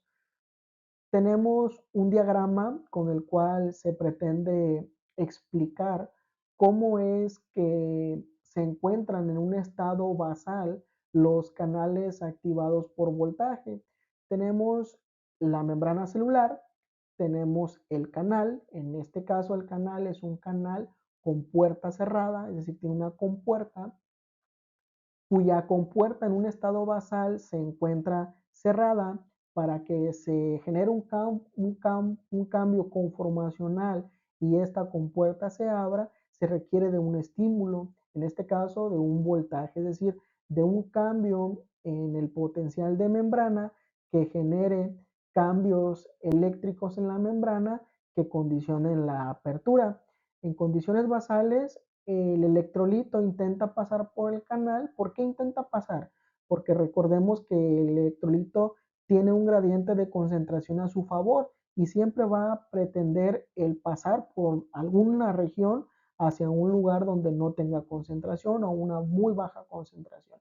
Entonces el electrolito va a estar constantemente queriendo pasar.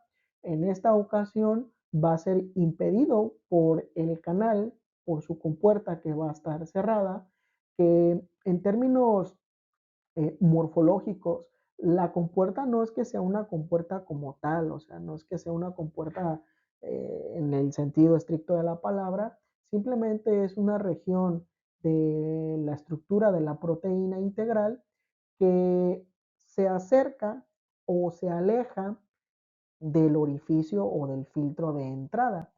Cuando decimos que se acerca, quiere decir que está en su estado basal, ¿sí? En su estado de reposo, es decir, cuando la membrana se encuentra en su estado de reposo.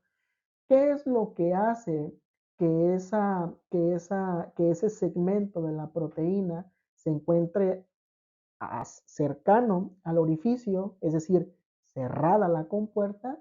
Lo siguiente, sabemos que en general la proteína tiene una carga eléctrica negativa, es decir, aquí es negativo, aquí es negativo, aquí es negativo, aquí es negativo. Sucede que esta proteína tiene un sitio, es decir, un dominio funcional en la cual existe un conjunto de aminoácidos en esta región que le dota de una carga positiva. En este caso, una secuencia de aminoácidos arginina y lisina que generan una positividad parcial en este segmento. Entonces, existe una fuerza de atracción electrostática entre la secuencia de aminoácidos con carga negativa y la secuencia de aminoácidos con carga positiva. ¿Qué pasa? Se atraen y al atraerse da la apariencia o da la forma de que este segmento de la proteína denominada compuerta se encuentra cerrado. ¿Qué es lo que se requiere para que exista una apertura de este canal? La despolarización de la membrana. Al generarse la despolarización de la membrana, se va generando un dipolo transitorio, es decir, un paso de negativo a positivo. Cuando este segmento llega a su momento de pasar de negativo a positivo, existe un dipolo que repele positivo con positivo este segmento de la proteína, y al ser cargas opuestas se repelen. ¿Cuánto tiempo? El tiempo que dure el proceso de despolarización, ya que existe un cambio en cuanto a las cargas, vuelve a existir una atracción y se vuelve a cerrar esta compuerta. Entonces, el estímulo que se requiere es una despolarización que genere cambios en cuanto a las cargas y que se genere una repulsión por parte de este segmento. Entonces, esto es en cuestiones generales, cómo es que un canal de voltaje mantiene su puerta cerrada.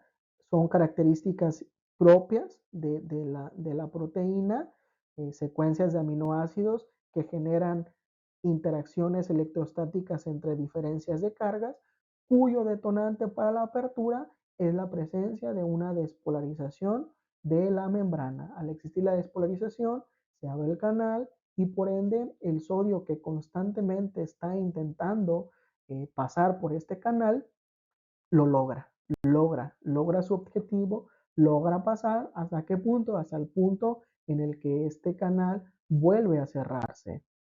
Eh, es importante dar un panorama respecto al potencial de membrana, qué es, de cuál es su valor normal y cómo es que se genera este potencial de membrana. Tenemos que el potencial de membrana está constituido por una carga neta intracelular negativa. Esta carga neta depende o varía de la célula de la que estemos hablando. En términos generales, va de menos 70 milivoltios a menos 90 milivoltios. Este potencial de membrana es generado principalmente por tres cuestiones: la difusión pasiva de potasio, la difusión pasiva de sodio y la bomba de sodio-potasio. Tenemos este diagrama que representa conceptos básicos de potencial de membrana. El estado de normalidad de una célula en cuanto a su potencial basal es de menos 90 a menos 70 milivoltios. Una célula muscular normalmente llega a tener un potencial de menos 90 milivoltios. Una célula del sistema nervioso central, una neurona, llega a tener como potencial de membrana basal menos 70 milivoltios. ¿Cuál es la diferencia? La diferencia es que al existir una diferencia en cuanto al rango de negatividades, tenemos que en términos generales la neurona tiende a ser una célula con mayor labilidad para generar una despolarización. Es decir, para que se genere una despolarización, se requiere que una célula pase de su estado basal a un punto umbral, que normalmente el punto umbral es de menos 55 milivoltios. Es decir, que una fibra muscular y una neurona tiene que pasar la fibra muscular de aquí hasta aquí y la neurona de aquí hasta aquí. El recorrido es más corto en la neurona, es decir, la neurona tiene que recorrer menos para llegar a su punto umbral, es decir, que la neurona es una célula con mayor labilidad para generar una despolarización.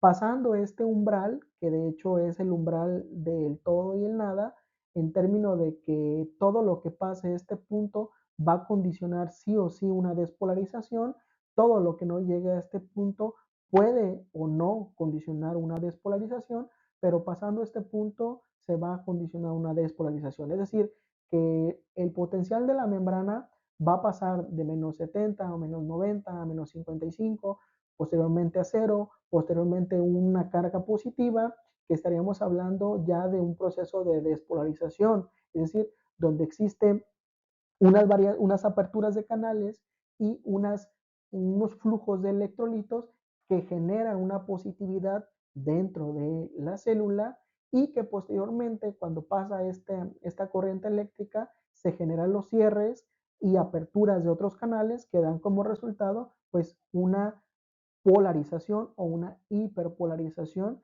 de la célula.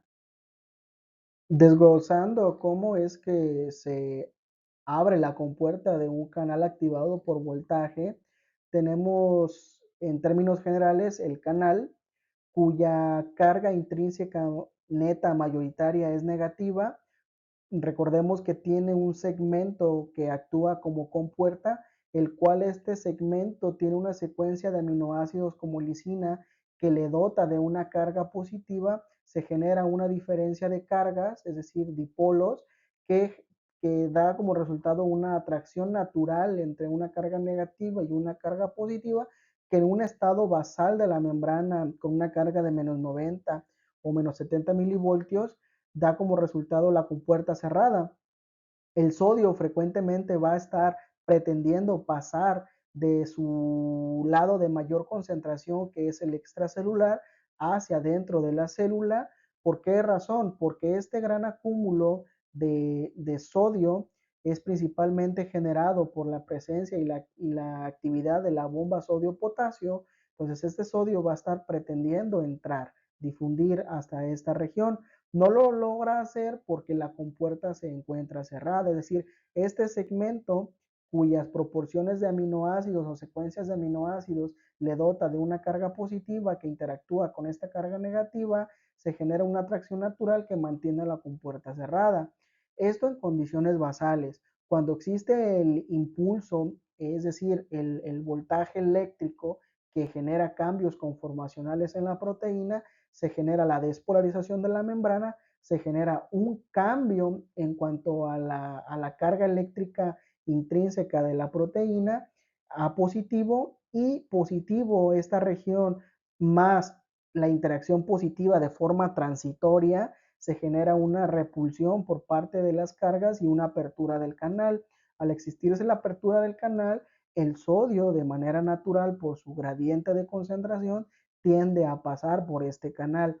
¿Hasta qué punto tiende a pasar? Hasta el punto en el que el calcio, al ser un cation con una carga positiva, genera un acúmulo tan extenso que pasa de condicionar a la célula de una carga negativa de -70 a -90 milivoltios a una carga positiva, como es el ejemplo, el sodio entra hasta obtenerse una carga positiva de +30 milivoltios. Cuando esto sucede, se generan dos cuestiones. Una cuestión es el cierre abrupto de este canal, es decir, se generan los cambios conformacionales de la proteína que genera el cierre del canal y por ende el sodio pues ya no tiende a seguir entrando. Como punto número dos, se abren, o sea, ese paso de negativo a positivo en cuanto al potencial de membrana es la indicación para que se abran los canales selectivos de potasio dependientes de voltaje que hacen un efecto contrario al del sodio. Es decir, recordemos que la mayor concentración del potasio tiende a ser dentro de la célula. ¿Por qué motivo? Por la bomba sodio-potasio. La bomba sodio-potasio frecuentemente está bombeando o acumulando el potasio dentro de la célula. Entonces, al existir una gran cantidad de potasio dentro de la célula, se genera un gradiente de concentración que de manera natural el potasio constantemente está queriendo salir de la célula. En su estado de reposo no puede hacerlo, pero en su estado de despolarizado, cuando la carga pasa de negativa a positiva, es la indicación para que se abra esta compuerta, se generen los cambios conformacionales de la proteína y por ende el potasio tiende a salir, es decir, desde el interior hacia el exterior de la célula. Esta fuga de potasio del interior al exterior, al ser un cation, condiciona una pérdida de la positividad interna de la célula y un retorno hacia la negatividad, es decir, estaríamos ante un proceso de repolarización celular. Entonces, en términos generales, es como se genera la apertura de un canal selectivo por voltaje de calcio ante el proceso de despolarización y ante la polarización en un canal selectivo para el paso de potasio dependiente de voltaje. Tenemos un estado basal negativo de las células cuya característica más relevante es su predominio negativo. O sea, predominantemente es negativa, varía obviamente de célula a célula. Lo mencionábamos, una célula neurona menos 70 milivoltios, una fibra muscular menos 90 milivoltios. No estaríamos enfocando en una fibra muscular cuya potencial de membrana basal es de menos 90 milivoltios. ¿Cómo es que se genera este menos 90 milivoltios? Se genera por dos cuestiones. Los primeros menos 85 milivoltios aproximadamente son proporcionados por la difusión pasiva del potasio y por la difusión pasiva del sodio. Es decir, tenemos una gran concentración de potasio dentro de la célula que está normalmente tendiendo a salir, es decir, existen en esta célula una gran cantidad de canales que permiten la difusión selectiva del potasio hacia afuera de la célula. Inclusive mayor la cantidad de canales de potasio selectivos en relación a la cantidad de canales selectivos para la difusión de sodio. Entonces, la salida del potasio más la difusión relativa del sodio hacia adentro de la célula, que es menor la difusión del sodio de fuera de la célula, dentro de la célula, por el hecho de que inclusive existen menos canales selectivos para la difusión del sodio. Entonces tenemos que sale más catión positivo que el que entra. Entonces, esto condiciona una carga de menos 85 milivoltios. El restante, es decir, para que se completen los menos 90 milivoltios, es proporcionado un menos 5 milivoltios por la actividad de la bomba sodio-potasio, que constantemente está expulsando tres electrolitos de sodio hacia dentro de la célula, hacia afuera de la célula, perdón, y está metiendo dos moléculas de potasio hacia adentro de la célula. Entonces, si se fijan, esta bomba también cumple el criterio de mantener la negatividad, ya que está expulsando tres moléculas de sodio y está introduciendo dos de potasio. Es decir, es más la cantidad de cationes positivos los que están saliendo que los que están entrando. Entonces, conserva y permite una negatividad por parte de la bomba hacia la célula.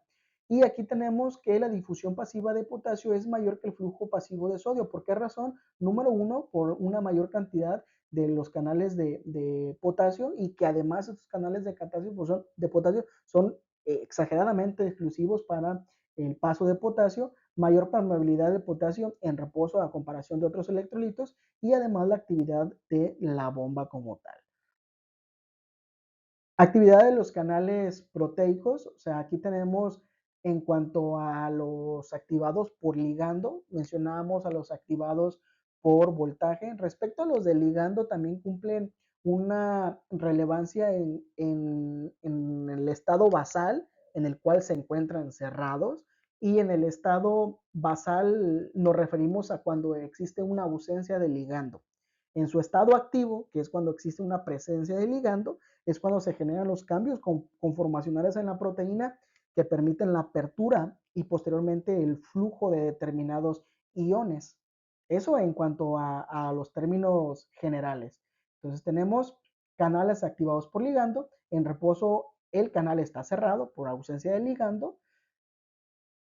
Cuando se hace presente el ligando, se generan cambios conformacionales que permiten la entrada de cationes o de aniones, ya sea los ejemplos típicos, como en el caso de la permeabilidad al sodio, se generaría una despolarización por parte de la célula que respondió ante este ligando, o bien para la apertura de aniones, en el caso de la permeabilidad para el cloro, es decir, aquel canal que responda ante su ligando con la apertura de canales para cloro estaría generando un estado de hiperpolarización o bien de polarización de la célula.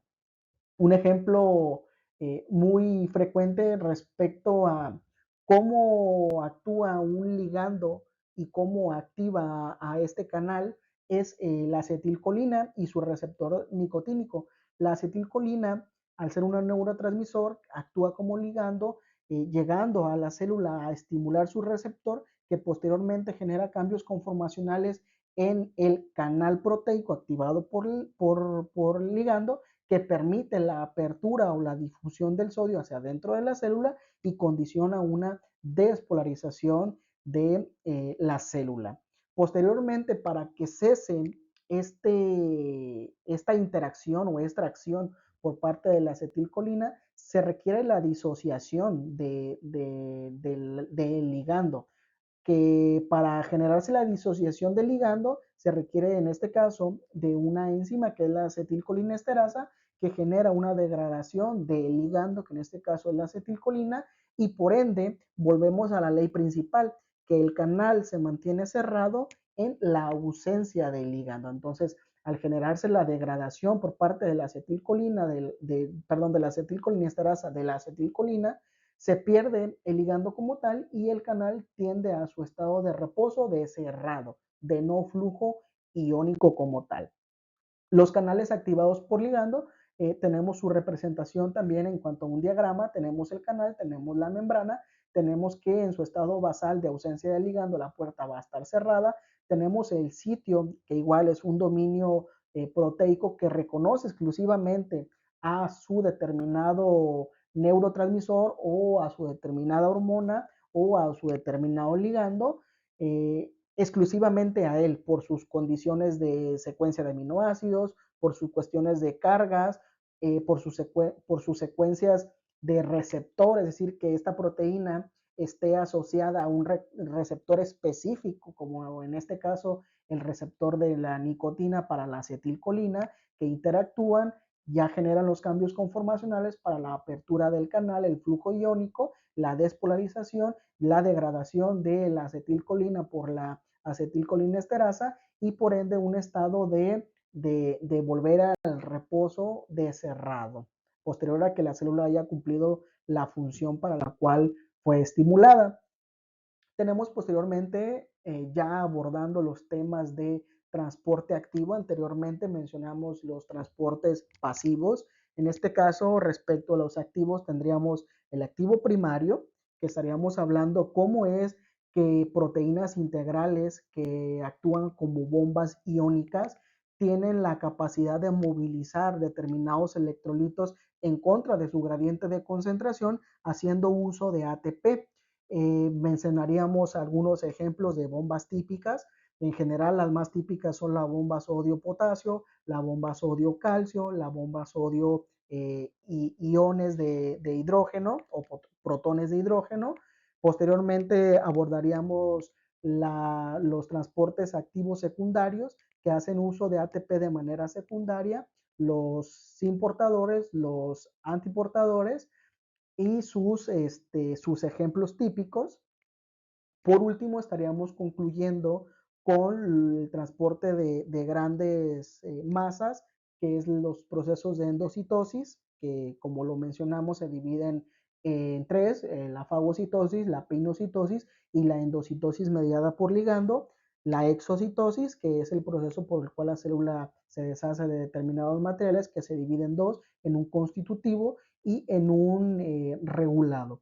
Estos los estaría abordando en otra ocasión, ya es un poco extenso, son aproximadamente casi 2 horas, entonces los estaré abordando en una segunda parte o en una segunda sesión. Lo más probable es que sea mañana.